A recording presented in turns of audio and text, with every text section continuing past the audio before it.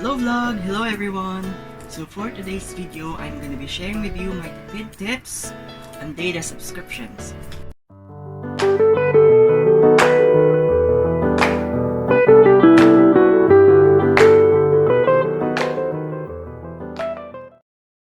Namamahalan ka ba sa mga data subscriptions na nasa market today?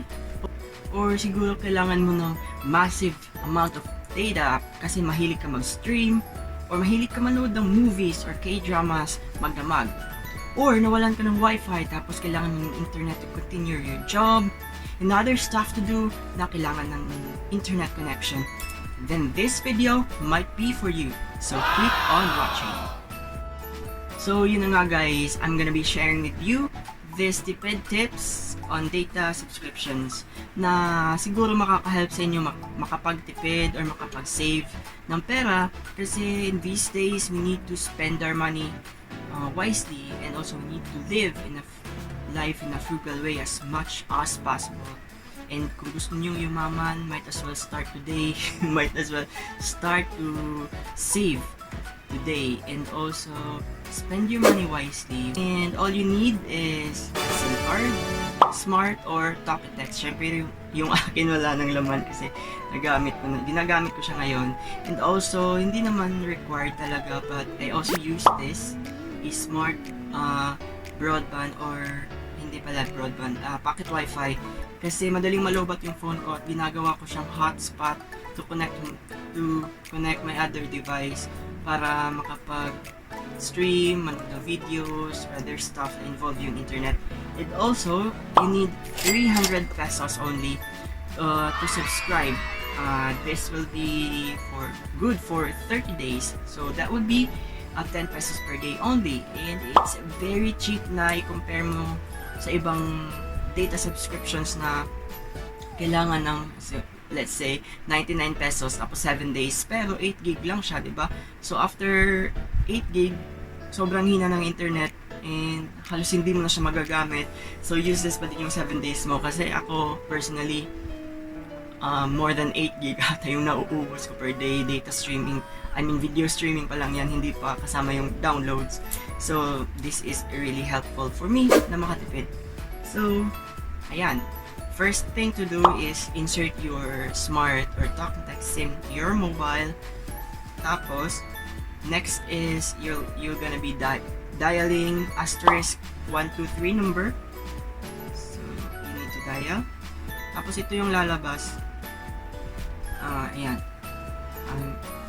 Flash ko na lang din sa screen. Ilalagay ko na lang din sa screen. Tapos you need to select or reply 1. Ayan, nakikita nyo yung Unli data, no limits. So legit yan guys, no limits talaga for 30 days. And all you need is 299 pesos lang pala. And what's good about this is wala siyang limit. Saka 30 days mo siyang pababayaan lang. So wala kang iisipang data cap or mauubos mo siya in a day.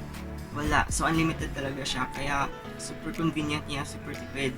Kasi anything you like to download, anything you like to watch, it's unlimited.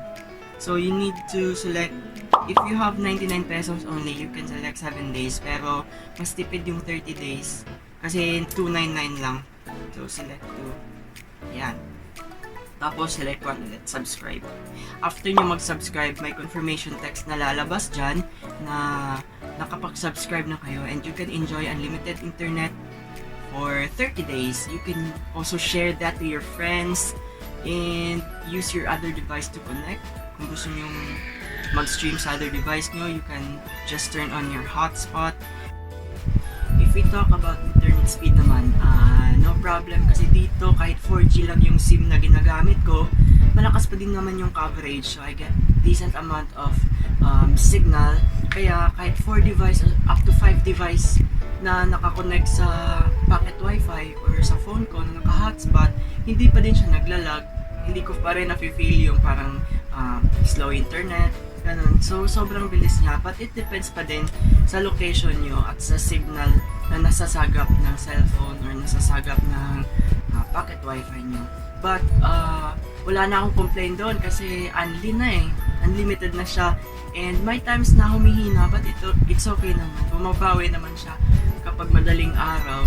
And feeling ko talaga hindi na ako nalulugi at sobrang nakakatipid na ako, kaya okay na okay lang sa akin. So, that's it for today's video, and I hope na nakatulong ako or nakatulong itong video na to na makapagtipid kayo or makasave kayo ng money in the near future. And also, thank you so much for watching my vlogs, and see you in my next video. Bye bye!